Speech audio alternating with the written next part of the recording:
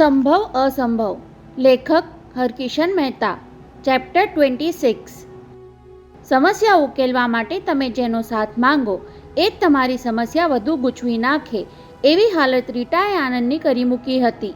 ગુસ્સામાં અમરનાથ વિરુદ્ધ બોલીને ચાલી ગયેલી રીટા તરફ પહેલાં તો આનંદને અણગમો ઉપજ્યો હતો. ઈર્ષાની મારી આવું બોલી ગઈ. એ મારી પત્ની બનવા માંગતી હતી પણ ન બની શકી. ડેડીને પરણવાનો પડકાર ફેંક્યો હતો, તેમાંય ન ફાવી. એ હતાશામાંથી અદેખાઈ પ્રગટી અને મારી મૂંઝવણનો મોકો સાધીને તેણે મને ઈર્ષાનો અંગારો ચાપી દીધો. રીટાને પરણવાનો મેં ઇનકાર કર્યો ત્યારે એનું અહમ ઘવાયું હતું. એવી જ રીતે આજે ડેડીએ તેને ઘરમાં રાખવાની ના પાડી દીધી એથી એનું અહમ ધૂંધવાયું. એનું અદેખું માનસ ઉઘાડું પડી ગયું. એ દોસ્તીનું દૈવત દાખવી ન શકી. ઘેર પહોંચતા સુધી તો આનંદ રીટા પ્રત્યેનો અણગમો જ ઘૂંટતો રહ્યો હતો, પણ અમર મહેલ પર નજર પડતા જ પિતાનો દોષ તેના મગજમાં ઝબકી ગયો. એમણે રીટાને થોડા દિવસ ઘેર રહેવા દેવા માટે શું કામ વાંધો લેવો જોઈએ? આમ તો પોતાની જાતને ઉદાર વિચારના ગણાવે છે. મને એમણે પૂછ્યું પણ નહીં કે રીટાને ઘેર લાવી આવવા પાછળનો તારો ઈરાદો શું છે.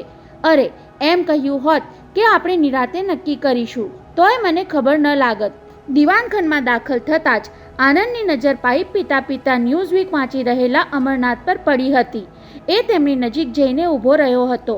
ડોક ઉચકીને અમરનાથે તેની સામે જોયું. બંનેની નજર મળી. પિતાએ સ્મિત ફેંક્યું પણ પુત્રએ ઝીલ્યા વગર પૂછ્યું, ડેડી, હું જાણવા માંગુ છું કે રીટાને અહીં લાવવાની મેં સાફ ના શું કામ પાડી દીધી, એમ જ ને આનંદ? અમરનાથે અધવચ્ચે જ તેનો પ્રશ્ન ઉચકી લઈને કહ્યું હતું, સાંભળ, તે મને રીટાને અહીં લાવી આવવાનું કારણ દર્શાવ્યું ન હતું. તેમ મેં ના પાડવાનું કારણ પણ કહ્યું નહીં. એટલે કે રીટા સામે તમને કંઈક વાંધો છે, અણગમો છે? અમરનાથે પાઇપમાંથી ધુમાડો છોડતા ઉમેર્યું હતું, હજુ થોડા મહિના પહેલાં રીટા સામે તને જ વાંધો હતો. એ કંપનીમાં કામ કરવા આવે એનો તને અણગમો હતો. હા, પણ હવે રીટાને હું નજીકથી વધારે સારી રીતે ઓળખી શક્યો. આનંદે ગળમથલ સાથે ખુલાસો કર્યો. હું માનતો હતો એવી એ નથી. કોઈના વિશે ઉતાવળે અભિપ્રાય બાંધી લેવો અને એટલી જ ઉતાવળે ફરી બદલી નાખવો એ બંને બરાબર ન કહેવાય. આનંદ, ડેડી, મને તમારું વર્તન બદલાયેલું દેખાય છે. એ પણ તારો ઉતાવળો અભિપ્રાય છે. કહીને અમરનાથ મૂળ મુદ્દા પર આવી ગયા હતા. માયા સાંજની તારી રાહ જુએ છે. 2-4 વાર ઓફિસ ફોન કરી જોયો. તું રીટા સાથે નીકળી ગયો. પછી અડધો કલાક રાહ જોઈને રીટાને ત્યાં ફોન જોડ્યો પણ એ ઘેર પહોંચી ન હતી. સાંભળીને અમરનાથ થોડીવાર તેને તાકી રહ્યા. પછી બોલી ગયા, અને ત્યાં બેઠા બેઠા તમે બંનેએ નક્કી કરી નાખ્યું કે રીટા અહીં રહેવા આવે? બંનેએ નહીં ડેડી, મેં જ નક્કી કર્યું હતું. અને રીટાની આનાકાની છતાં તમને ફોન કરીને પૂછ્યું હતું. કહી દીધા પછી આનંદે સુધારો કર્યો. ફોન તો માયાને પૂછવા માટે કર્યો હતો મેં. અમરનાથને લાગ્યું કે વિના કારણ ચર્ચા લંબાઈ રહી છે. આનંદ રીટાને અહીં ન લાવવાનું મારું કારણ જાણી લે એમ કહી તો દીધું, પણ ખુલાસા માટે શબ્દો શોધવા થોડી વાર લાગી હતી. જો આનંદ, હું નથી ઈચ્છતો કે આ ઘરમાં કોઈ બહારની ચોથી વ્યક્તિ આવે. રીટાને તમે બહારની વ્યક્તિ ગણો છો? હું જ નહીં, તારે પણ એને બહારની જ વ્યક્તિ રહેવા દેવાની છે. અમરનાથ મક્કમ અવાજે બોલી ગયા હતા. એ પરણવાનો દરેક પ્રસ્તાવ ઠુકરાવી દે છે. એકવાર મારી સામે બોલી ગઈ હતી કે હું કોઈના જીવનમાં નિમિત્ત બનવાની છું. એ પહેલાં એવું કહી ગઈ હતી કે કોઈ જ્યોતિષ તેના માટે બીજવળની આગાહી કરે છે. એટલે શું તમે એમ માની લીધું ડેડી કે રીટા આ ઘરમાં? આનંદ, મેં શું ધારી લીધું એ વિશે તું ગમે તે ધારી નહીં લે, પ્લીઝ, કહીને અમરનાથે નરમ અવાજે ઉમેર્યું હતું. રીટા પ્રત્યે મને કોઈ પૂર્વાગ્રહ નથી. તેમ એના માટે મને કોઈ પક્ષપાત પણ ન હોવો જોઈએ. બરાબર એ જ વખતે, અરે, તમે ક્યારે આવી ગયા કહેતી માયા આવી ચડી અને ચર્ચા અટકાવી દેવી પડી હતી. પિતા પુત્ર બેમાંથી કોઈ રીટા અંગે જાગેલા મતભેદથી માયાને વાકેફ કરવા નહોતા માંગતા. તેમાં પાછું માયાએ નિખાલસ ભાવે પૂછ્યું, અરે આનંદ, રીટાને કેમ સાથે લઈને ન આવ્યા? આજે કોઈ પણ ફિલ્મ જોઈ નાખવાની ઈચ્છા હતી. એની કંપનીમાં ભારે ગમ્મત આવે છે. ત્યારે પિતા પુત્રે એકબીજા સામે સૂચક દ્રષ્ટિથી જોઈને ચૂપ જ રહેવું પડ્યું હતું. એમની ખામોશીનો ભેદ માયા કરી શકી ન હતી. બીજે દિવસે ઓફિસે જતી વખતે આનંદે માન્યું હતું કે રીટા આગલી સાંજના વર્તન માટે પસ્તાવો વ્યક્ત કરશે, ખુલાસો કરશે અને પોતે ખેલદિલીપૂર્વક તેને માફ કરી દેશે. પણ ઓફિસે પહોંચ્યો તો જાણવા મળ્યું કે રીટા હજુ આવી જ ન હતી. 11 વાગ્યા પછી તેના આવવાની શક્યતા રહી નહીં ત્યારે આનંદ વિમાસણમાં પડી ગયો હતો. અત્યાર સુધીમાં સ્ટાફના અડધો ડઝન માણસો પૂછી ચૂક્યા હતા કે રીટાબહેન કેમ એબસેન્ટ છે. પહેલીવાર આવું બન્યું. એમની તબિયત તો સારી છે ને? ત્યારે આનંદે અકળામણ અનુભવી. એણે આવું નહોતું કરવું જોઈતું. અંગત વાતને દબાવી દેવાને બદલે ઉઘાડી પાડવા જેવું પગલું નહોતું ભરવું જોઈતું. તેને નવાઈ એ લાગી કે ડેડીએ રીટાની ગેરહાજરી બાબત હજુ સુધી કેમ એકેય શબ્દ ઉચ્ચાર્યો નહીં. 12 વાગ્યે ધીરજ ખૂટી ગઈ ત્યારે આનંદે રીટાના ઘરનો ફોન જોડ્યો. તેને હતું કે કોઈ ફોન નહીં ઉપાડે, પણ તરત જ રિસીવર ઊંચકાયું અને રીટાનો રણકો સંભળાયો. હલો. તેના અવાજમાં અસ્વસ્થતા વર્તાઈ નહીં. આનંદ એવા જ રણકાથી પડઘો પાડવા માંગતો હતો, પણ જીભ ઉપડી નહીં.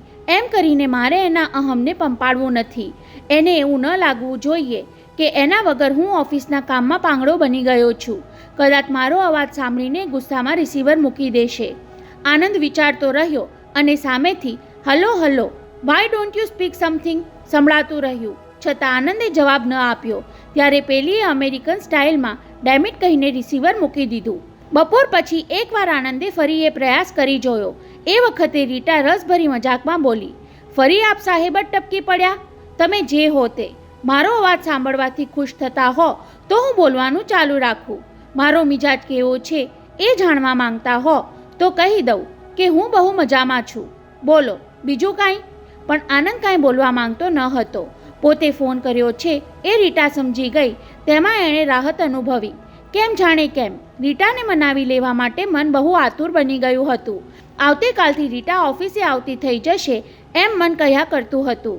પણ એ આગલા દિવસ જેવી જ ખાલીખમ વીતી ગઈ ત્યારે આનંદ અથરો થઈ ગયો. પોતાના ઓફિસ જીવનમાં રીટા આટલી બધી અનિવાર્ય બની ચૂકી છે તેનો એની ગેરહાજરીમાં જ ખ્યાલ આવ્યો. એકવાર તો ડૉક્ટર અંકલને ફોન કરીને પૂછી જોવાનું મન થયું, પણ તરત જ વિચાર માંડી વાળ્યો. એમને આમાં વચ્ચે નથી નાખવા, નકામી પૂછપરછ વધી જશે. આનંદને ડેડી પર ખીચ ચડી. એ કેમ આ બાબતમાં આટલા નિર્લેપ બની શકે છે? એકવાર ફોન કરીને રીટાને ગેરહાજરીનું કારણ પણ પૂછતા નથી કે પછી રીટા કંપનીમાં આવતી બંધ થઈ જાય એવું એ ઈચ્છે છે. આ તર્કે આનંદની અધીરાઈ વધારી દીધી. રીટાને મળવાની, એને મનાવી લેવાની. એટલે ત્રીજે દિવસે ઓફિસે જતા પહેલાં ગાડી એના ઘર તરફ વાળી. રસ્તામાં વિચારી લીધું, બને એટલી ચર્ચા ટાળવી. જે બની ગયું એ ભૂલી જવાનું કહીને એને ઓફિસે સાથે લઈ જવી. રીટાએ જ બારણું ઉઘાડ્યું. અરે તમે? અચરજના રણકા સાથે એ બોલી હતી, છતાં તેની આંખોના ભાવ કહેતા હતા કે હું ધારતી જ હતી તમે આવશો. આનંદે ફ્લેટમાં નજર કરી. ડૉક્ટર દેવદત્ત દેખાયા નહીં એથી રાહત અનુભવી. દરવાજે કેમ અટકી ગયા મિસ્ટર આનંદ? રીટાએ વિવેકી રીતભાતથી કહ્યું. યુ આર વેલકમ મિસ્ટર આનંદ. રીટા, આ ઓફિસ નથી. આનંદે અંદર આવતા થોડા ઠપકા અને થોડા લાડ સાથે કહ્યું. અહીં મને મિસ્ટર કહેવાની જરૂર નથી. રીટા લુખ્ખું હસી. કોઈ જાતની આત્મીયતા દેખાઈ ન જાય એવી સાવચેતી સાથેનું એ સ્મિત હતું. બેસો ને, હું કાકીને બોલાવું કહીને રીટા અંદરના ખંડ તરફ જવા પગ ઉપાડતી હતી ત્યાં. નહીં, મારે તારું કામ છે રીટા. આનંદના એટલા જ શબ્દો રીટાને રોકવા માટે પૂરતા હતા. આગળ વધવાનો કોઈ અર્થ ન હતો કારણ કે કાકી પૂજામાં બેઠા હતા. શું પીશો આનંદ? પછી એની સામે બેઠક લેતા ઉમેર્યું. જો કે તમારો જવાબ એ જ હશે કે બ્રેકફાસ્ટ કરીને ચાલ્યો આવું છું. વાહરે, આજકાલ અગાઉથી જાણી લેવાની વિદ્યા શીખી લાગે છે. કેટલુંક ન જાણી લેવામાં વધારે સુખ હોય છે આનંદ. આવેશમાં એ બોલી તો ગઈ, પણ તરત જ વાળી લેવું પડ્યું. બાય ધ વે, માયા કેમ છે? રીટાએ પૂછવા ખાતર પણ માયાના જ ખબર પૂછ્યા. ડેડીનો ઉલ્લેખ ન કર્યો એ આનંદના ધ્યાન બહાર રહ્યું ન હતું. રીટા, હું તને લેવા આવ્યો છું. આઈ મીન, તારે મારી સાથે ઓફિસ આવવાનું છે. જવાબમાં એ તેની સામે જોતી રહી.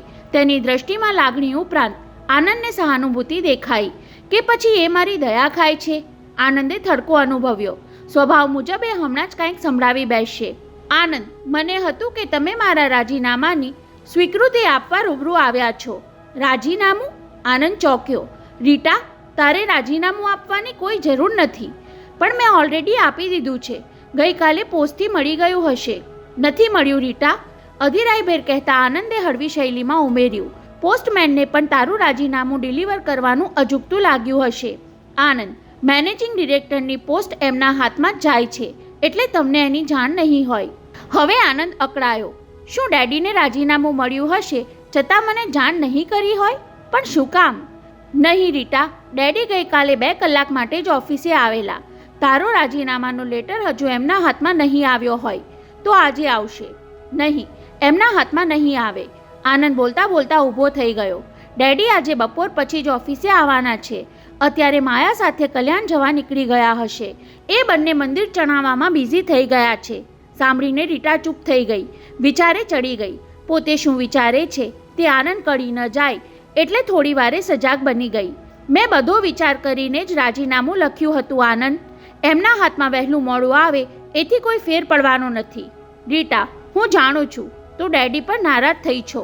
પ્લીઝ આનંદ, આપણે ચર્ચા નથી કરવી. રીટાએ અધવચ્ચે જ કહી દીધું. હું માત્ર કંપની જ નહીં, ઇન્ડિયા છોડી જવા માંગુ છું. બોલતા એનો અવાજ રૂંધાયો. આનંદે જોયું તો એની કીકીઓ પર ભીનાશ ફરી વળી હતી. રીટાએ ઝડપથી પાપડ નીચે એ ભીનાશ છુપાવી દીધી. થોડીક પણ બંને બોલી શક્યા નહીં. બંનેના દિલ લાગણીથી ધબકતા હતા. રીટા અમેરિકા ચાલી જાય એ વિચાર જ આનંદથી જીરવી શકાયો નહીં. આપણે ચર્ચા નહીં કરીએ રીટા. ઊંડો શ્વાસ છોડતો આનંદ તરડાયેલા અવાજે આગળ વધ્યો. આ ઘડી આપણા બંનેના જીવનમાં બહુ જ મહત્વની બની રહેવાની છે. માયાને પરણવા માટે જેટલી જીદ મેં કરી હતી એટલી જ જીદ સાથે હું આપણી દોસ્તીનો હાથ લંબાવું છું. રીટા તેના લંબાયેલા હાથ તરફ જોઈ રહી. તેનું અંતર પોકારી ઉઠ્યું. આખરે એ ઘડી આવી પહોંચી છે. આનંદના જીવનમાં નિમિત્ત બનવાનો દિવસ આજે ઉગી ચૂક્યો છે. એ દોસ્તીને ઠુકરાવીશ નહીં. અને તેણે આનંદના લંબાયેલા પંજા પર પોતાનો કોમળ હાથ મૂકી દીધો. મારું અહમ તો મને રોકે છે આનંદ, પણ એ અહમને તારી દોસ્તીમાં ઓગાળી નાખ્યું. જા. તેનો તુકારો આનંદને ગમ્યો. તેણે લાગણીના આવેશમાં એનો હાથ દાબ્યો. સાથોસાથ એની પાપણ પર દોસ્તીની ખુશીના આંસુ તોરણની જેમ ટીંગાઈ ગયા. હરી અપ રીટા. આનંદે ઊભા થઈને તેનો હાથ ખેંચ્યો. જેવી તૈયાર છો એવી જ કારમાં બેસી જા. ઓફિસે પહોંચીને તારો પેલો લેટર હાથ કરી લઈએ. રીટા માત્ર એક જ ક્ષણ ખચકાઈ. કોઈ જ દલીલ કરવાનું રૂચ્યું નહીં, છતાં કહ્યા વગર રહી શકી નહીં. એક જ રિક્વેસ્ટ છે આનંદ કે આજે હું જે કાંઈ બોલી ગઈ એના વિશે કદી ક્યારેય કોઈ ચર્ચા કરવાની નહીં. તે મારા મનની વાત કહી દીધી રીટા. આનંદે સૂર પુરાવ્યો. આપણને બંનેને એક જ વિચાર એક સાથે સૂઝ્યો. એ આપણી દોસ્તીની સાક્ષી પૂરે છે. આ વાત પર રીટા હસી તો ખરી, પણ પોતે બીજી એક ઘટનાની સાક્ષી બની ચૂકી હતી. તેનો અજંપો ઓછો થતો ન હતો. ઓફિસે પહોંચીને આનંદ રીટા સાથે સીધો અમરનાથની કેબિનમાં દાખલ થયો હતો. ટેબલ પર પડેલી ફોડ્યા વિનાની બધી જ પોસ્ટના પરબીડિયા પર ઝડપી નજર ફેરવી લીધી હતી. રીટાના રાજીનામાનું કોઈ કવર હાથ લાગ્યું નહીં. ત્યારે બંને એકબીજા સામે જોઈ રહ્યા હતા. લેટ અસ હોપ રીટા કે તારો પત્ર પોસ્ટ ખાતાએ ગેરવલ્લે ચડાવી દીધો હતો. વધારે ચોકસાઈ ખાતર આનંદે કંપનીના પોસ્ટ ક્લાર્કને સૂચના પણ આપી દીધી હતી. બોસની બધી જ પોસ્ટ પહેલાં મારી પાસે લઈ આવજે. રીટા રોજની જેમ ઓફિસના કામે લાગી ગઈ. 2 દિવસની ગેરહાજરી બાબત કોઈ પૂછા કરતું તો તે હસીને કહી દેતી. આજકાલ એક છોકરા સાથે ડેટિંગ ચાલે છે. બપોરે અમરનાથે ખુરશી પર બેઠક લઈને આદત મુજબ સેક્રેટરીને બોલાવવાની બેલ દાબી. તરત જ ખ્યાલ આવ્યો કે રીટા તો નથી.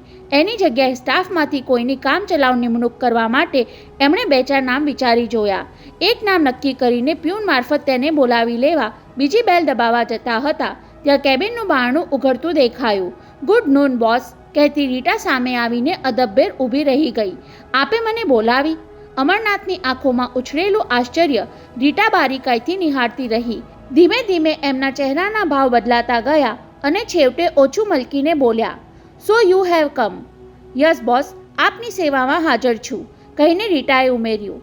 2 દિવસની ગેરહાજરીને બદલે નેવર માઇન્ડ. અમરનાથે હાથ ઊંચો કરી તેની દિલગીરીને અધવચ્ચે જ રોકી દીધી. આવતીકાલની બોર્ડ મીટિંગના પેપર્સ તૈયાર કરવાના છે. એકલાથી ન પહોંચાય તો કોઈની હેલ્પ લેજે. યસ બોસ, કોઈની હેલ્પ વિના 5 વાગ્યા સુધીમાં પેપર્સ રેડી થઈ જશે. આત્મવિશ્વાસ સાથે કહેતા રીટાએ પૂછ્યું. બીજું કાંઈ boss? No, you can go. અમરનાથે રજા આપી અને રીટા થેન્ક્સ કહીને બહાર સરકી ગઈ. થોડીવાર માટે બંને એકબીજાના વર્તનનો તાગ લેવા વિચારતા રહ્યા. અમરનાથને થયું લગ્ન થાય તો એ અહીંથી જાય. રીટાએ રાહત અનુભવી. એમને રાજીનામાનો લેટર મળ્યો નથી. પોસ્ટ ઓફિસની ગેરવ્યવસ્થા ક્યારેક ઉપકારકારક નીવડે છે, પણ તેનો એ ભ્રમ સાંજ સુધીમાં ભાંગી ગયો. બધું કામ પતાવીને રીટા ફાઇલો સાથે એમની કેબિનમાં દાખલ થઈ. અમરનાથે બધા પેપર્સ તપાસીને ખુશી વ્યક્ત કરી. ગુડ જોબ, થેન્ક્સ કહીને એ બહાર નીકળવા પગ ઉપાડતી હતી ત્યાં અમરનાથે કોટના ખિસ્સામાંથી એક પડબીડિયું કાઢીને તેની તરફ સરકાવ્યું. લે, તારો રેઝિગ્નેશન લેટર લેતી જા. ચોંકેલી રીટાએ ચકડવકડ આંખે પરબીડિયા સામે જોયું, પછી ધારદાર નજર અમરનાથ સામે ફેંકી. હોઠ ભીડીને ટેબલ પર પડેલો રાજીનામાનો કાગળ હાથમાં લઈ લીધો. અંદરથી એ ધૂંધવાતી હતી, પણ કાંઈ બોલવાનું સૂઝ્યું નહીં. રીટા એ ચૂપચાપ બહાર નીકળતી હતી ત્યાં પીઠ પર અમરનાથનો અવાજ અફડાયો. તેણે ડોક ફેરવીને એમની સામે જોયું. તારે હવે પરણી જવાનો સમય પાકી ગયો છે. અમરનાથના અવાજમાં થોડી કડાકી ભળી. બીજાને ચિંતારૂપ બનવા કરતાં શક્ય એટલો જલ્દી નિર્ણય કરી લે. અને રીટા ઝાટકા સાથે એમની તરફ ફરી. ભીતરમાં ગૂંચડું વળીને બેઠેલા અહમના નાગે ફેણ ઊંચી કરી હોય તેમ રીટાએ ફૂફાડો માર્યો. આપ વડીલ છો, અંકલના ફ્રેન્ડ છો, અહીં મારા બોસ છો, એટલે શિખામણ આપવાનો અધિકાર અને ફરજ બંને તમે બજાવી લીધા. પણ કહેતી એ શ્વાસ ઘૂંટવા થોડું રોકાઈ. આગળના શબ્દો ગળી જવાનું એ વિચારતી હતી ત્યાં અમરનાથે જ પૂછ્યું, કેમ અટકી ગઈ રીટા? બે ધડક બોલી નાખ. તો સાંભળો. રીટાનો ચહેરો જનૂનથી લાલચોળ બની ગયો. મને પરણાવવાની ચિંતા કરો છો, તેને બદલે તમારી પોતાની બાબત કાંઈ વિચારો. હું મોડી પરણીશ તો કોઈને કંઈ નુકસાન નહીં થાય, પણ તમારી ઢીલ કોઈનું જીવન બરબાદ કરી નાખશે. રીટા, અમરનાથનો ક્રોધ ભભૂકી ઉઠ્યો, પણ એ જોવા કે સાંભળવા રીટા ત્યાં રોકાઈ નહીં. જુસ્સાભેર બારણાને ધક્કો મારતી બહાર નીકળી ત્યારે દરવાજાની લગોલગ ઊભેલા આનંદ સાથે એ લગભગ અથડાઈ પડી. બંનેની આંખોમાં તણખા ઝર્યા, પણ બેમાંથી કોઈ કાંઈ બોલી શક્યું નહીં. આનંદે ડેડીની કેબિનમાં જવાનું માંડી વાળ્યું. તેની આંખોમાં પહેલીવાર પિતા પ્રત્યે ચંપાયેલી રોષની ચિંગારી રીટાએ બરાબર જોઈ. તેનાથી નિસાસો નંખાઈ ગયો. હોઠ કરડતી એ પોતાની કેબિન તરફ ધસી ગઈ. અરે રે, જે ન થવું જોઈતું હતું એ જ થઈ ગયું. આખરે હું જ એમાં નિમિત્ત બની. આનંદની આંખોમાં આશંકાનું આંજણ અંજાઈ ગયા પછી તેની દ્રષ્ટિ જ બદલાઈ ગઈ. છેલ્લા 6 મહિના દરમિયાન માયાના સહવાસમાં બનેલા નાના મોટા પ્રસંગોને એ નવેસરથી નિહાળવા માંડ્યો. બધું બેહુદું લાગવા માંડ્યું. માયાના વિચિત્ર વર્તન માટે અત્યાર સુધી પોતે ઉચાટ અનુભવતો હતો. એ હવે પોતાની જાત સાથે છેતરપિંડી કર્યા જેવું લાગ્યું. ડેડીને જોયા પહેલાં જ માયા બોલી ગઈ હતી કે તમારા જેવો ચહેરો મોહરો ધરાવતી બીજી કોઈ વ્યક્તિ મને ભટકાઈ ગઈ હોત તો મને એના મુખની માયા લાગી જાત. તો શું માયા ડેડી પર મોહી પડી હશે? એ વિચાર બહુ વસમો લાગ્યો આનંદને. માયા કદાચ ગમે એવું વર્તન કરી બેસે, પણ ડેડી નહીં. એમના માટે એવો હલકો વિચાર હું કરી જ કેમ શકું? પત્નીના વિયોગમાં એકલવાયી જિંદગીનો બોજ હસતા મુખે વેઠી લેનાર મર્યાદા પુરુષોત્તમ જેવા એક આદર્શવાદી પુરુષ, પ્રેમાળ પિતા, સજ્જન, આમ એક જ ધક્કે પતનની ખીણમાં કેમ ધકેલાઈ જાય? પણ પતન માટે તો એક જ ખોટું પગલું ભરવાનું હોય છે. આનંદે લાગણી શૂન્ય બનીને શંકાને ખુન્નસની ખરલમાં ઘૂંટવા માંડી. વર્ષો સુધી આકરી તપસ્યા કરતા ઋષિ મુનિઓ પણ પળવારમાં ચડી ગયાના દ્રષ્ટાંતો ખોટા તો નહીં જ હોય. પહેલાં હું માનતો હતો કે ડેડી પુત્રવધૂને લાડ લડાવે છે, એના પર વાત્સલ્ય વરસાવે છે. કલ્યાણનું મંદિર ફરી બંધાવવાની માયાની બાલિશ ઈચ્છાને એમના જેવા પીઢ માણસ આટલી સાહજિકતાથી સ્વીકારી લે એ શું વધારે પડતું નથી? માયા માં બનવાની છે એની જાણ થતાં મેં અબોર્શન માટે આગ્રહ કર્યો ત્યારે ડેડીએ મારી વિરુદ્ધ મક્કમ વલણ અપનાવ્યું. તેમાં દાદા બનવાની અધીરાઈ હતી કે? એટલી હદે આશંકા કરવાની આનંદની હિંમત ચાલી નહીં. તેને બદલે હવે જે કાંઈ બને તેના પર નજર રાખીને તર્કને ત્રાજવે તોડવાનું એણે નક્કી કર્યું. છતાં માયા તરફ એના મનમાં અભાવ તો જાગી ચૂક્યો હતો. શયનખંડમાં દાખલ થતાં જ આનંદની કામવૃત્તિ ઠૂંઠવાઈ ગઈ. માયા પોતે સામેથી ક્યારેય પ્રણય ચેષ્ટા માટે ઉત્સાહ દાખવતી નહીં. ઘણીવાર પોતે ઊંઘી જવાનો ઢોંગ કરી પથારીમાં પડ્યો રહેતો ત્યારે માયા તેના પર હેત વરસાવતી, પણ એમાં આનંદને પ્રિયતમાની ઉષ્મા વર્તાતી નહીં. એના સ્પર્શમાં માયાને પોતાની દયા ખાતી હોય એવો તેને આભાસ થતો. અજંપાએ તેને અનિંદ્રાનો રોગ લગાડ્યો. ગમે ત્યારે ઊંઘતી માયાના નિર્દોષ મુખ પર કપટ વાંચવાની કોશિશમાં થાકી જતો. ઉપરા ઉપરી સિગરેટો ફૂંકીને પથારીમાં પડતો, તડફડિયા મારતો અને છેક પરોઢિયે થાકી ગયેલું મન થોડીવાર માંડ માંડ ઝંપી જતું. પરોઢિયાની તેની એ નિંદર પણ એક સવારે જૂટવાઈ ગઈ. ભીતરની કોઈ સ્ફૂર્ણાએ એલાર્મ વગાડ્યું હોય તેમ એકાદ કલાક વહેલો સફાળો જાગી ગયો. પડદો હટાવીને સવારના કૂણા તડકામાં સુસ્તી ખંકેરતો હતો ત્યાં અચાનક એની નજર બગીચામાં પડી. માયા ફૂલ ચૂંટતી હતી અને અમરનાથ થોડે દૂર કેમેરાની સ્વિચ દબાવતા ઝૂકીને ઊભા હતા. એ દ્રશ્ય જોઈને આનંદ અગાઉ મલક્યો હતો, પણ આશંકાના અજંપાએ તેને થથરાવી મૂક્યો. ડેડીએ આટલા વર્ષે કેમેરો કબાટમાંથી બહાર કાઢ્યો. જે રીતે મારી મધરના ફોટા પાડતા હતા એ જ ઢબે માયાને કેમેરામાં ઝડપી રહ્યા છે. આનો અર્થ શું કરવો? બસ ત્યાર પછી આનંદની સવારની ઊંઘ પણ ઉડી જવા લાગી.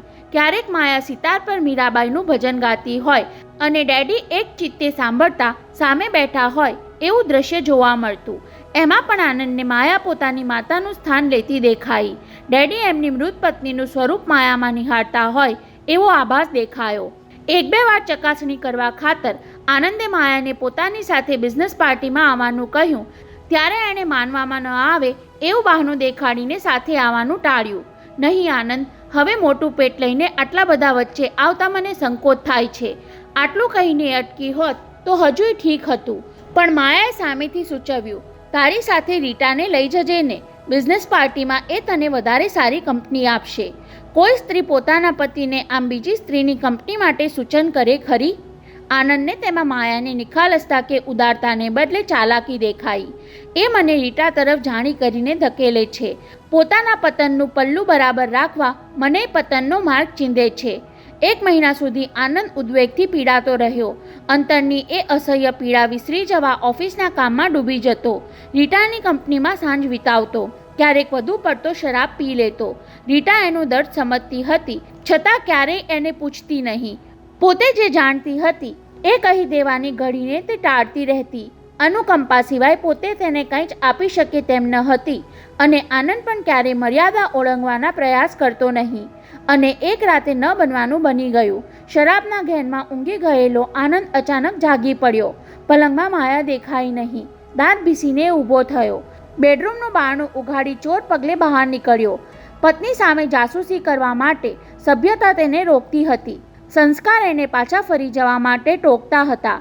પણ શંકાનું ખુન્નસ બેવડા જનૂનથી તેને ખેંચી રહ્યું હતું. એ ક્યાં ગઈ? મને ઊંઘ તો મૂકીને શું કામ ગઈ? આનંદના પગ આપોઆપ અમરનાથના શયનખંડ તરફ વળ્યા. રૂમમાં દેખાતા ઝાંખા પ્રકાશે તેનું હૈયું ચીરી નાખ્યું. દરવાજે જઈને ઘૂંટાતા શ્વાસે ઊભો રહ્યો. બારણાનું હેન્ડલ હળવા હાથે દબાવ્યું. દરવાજો સહેજ ઉઘડ્યો, પણ અંદર નજર ફેંકવાની તેની હિંમત ન ચાલી. છતાં કાન પર અફડાતા માયાના શબ્દો સાંભળ્યા વગર રહી શક્યો નહીં. હવે આ બેવડી જિંદગી મારા માટે અસહ્ય બનતી જાય છે. માં બનવાની ન હોત તો હું ગમે તેવો ઘાતકી નિર્ણય લેતા અચકાત નહીં. કાંઈ સમજાતું નથી. શું કરવું મારે? અને ડુસકામાં માયાના શબ્દો ગુંગળાઈ ગયા. ઘડી તો આનંદને થયું, ધડાકા સાથે બારણા ઉઘાડી અંદર ધસી જાઉં, એ બંનેની સામે ઊભો રહી જાઉં અને સંભળાવી દઉં કે તમારે બેમાંથી કોઈએ કાંઈ જ કરવાની જરૂર નથી. હવે જે કરવાનું છે એ હું જ કરી દેખાડીશ. પણ તેના પગ ઉપડ્યા નહીં. પીડાથી હૃદય ફાટી પડે અને પોતે ત્યાં જ ફસડાઈ પડે એવી દહેશત લાગી. એણે મન પર મર્યાદાની લગામ ચડાવી દીધી. એમણે ભલે પવિત્ર સંબંધોનું ગૌરવ હણી નાખ્યું, પણ હું મારી જાતને હલકી નહીં પડવા દઉં. મૂંગા મૂંગા ઝેરના ઘૂંટડા ગળે ઉતારી જઈશ. અને તેણે પગ પાછા વાળી લીધા. માયા પાછી ફરી ત્યારે ઊંઘવાનો ડોળ કરીને ખામોશ પડ્યો રહ્યો. એ ઊંઘી ગયા પછી એક પણ ડૂસકું ભર્યા વિના આંસુ વહાવતો જાગતો પડ્યો રહ્યો. સવારે જેવી માયા શયનખંડમાંથી બહાર નીકળી કે આનંદ બેઠો થયો. આંસુથી ખરડાયેલો ચહેરો ધોવાની પણ ધીરજ રહી નહીં. ટેલિફોન નજીક ખેંચીને નંબર ઘુમાવ્યો. ધડકતા હૃદયે સામે વાગતી ઘંટડી સાંભળતો રહ્યો. હલ્લો સંભળાયું ત્યારે એણે ગળા નીચે થૂક ઉતારવું પડ્યું. કોણ? રીટા? કહીને અટકી ગયો. અરે આનંદ, અત્યારના પહોરમાં ગુડ મોર્નિંગ કહેવા ફોન કર્યો? સાંભળ રીટા, તું મને સાથ આપવાના વચનથી બંધાઈ ચૂકી છો, બરાબર? અરે પણ સવારે સવારે? લિસન, હા કે નામાં જવાબ આપ. મારી સાથે રહીને કોઈ પણ કસોટીએ ચડવા તૈયાર છો કે નહીં? પણ આનંદ, ફોન પર આ બધું પૂછવાને બદલે આપણે ઓફિસમાં તો મળવાના જ. નહીં રીટા, હું ઓફિસે જવાનો નથી. આનંદે લાગણી શૂન્ય અવાજે સંભળાવ્યું. 9:30 તારી પાસે આવું છું, રેડી રહેજે. પણ શેના માટે રેડી રહું? કોઈ સવાલ પૂછવાનો નથી રીટા. મારે તારો મૂંગો સાથ જોઈએ છે. બોલ, આપવા તૈયાર છો? 2-4 ક્ષણનું મૌન છવાઈ ગયું. આનંદનું હૃદય થથરી ઉઠ્યું. ત્યાં રીટાનો સ્વસ્થ મક્કમ અવાજ સંભળાયો. Yes Anand, I am with you. મળતા સુધી તને મારો સાથ છે. અને બંને રિસીવર મૂકી દીધા.